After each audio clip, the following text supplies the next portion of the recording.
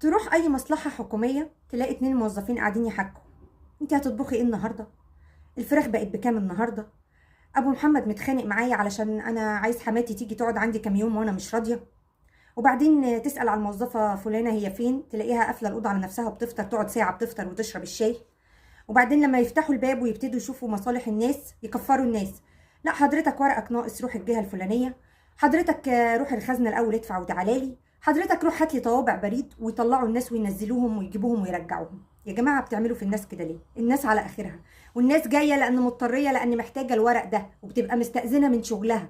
فما ينفعش اللي انتوا بتعملوه تقرفوا الناس. راعوا ربنا في شغلكم، وراعوا ربنا في الناس اللي واقفة تعبانة وكفرانة، وحللوا القرشين اللي بتاخدوهم. والله ما ينفع كده، لازم تاخدوا بالكم من مصالح الناس. ده مش مكان للحكاوي ونشوف هنطبخ ايه وتقمعي الخضار. الناس بتكره تروح اي مصلحة حكومية في مصر.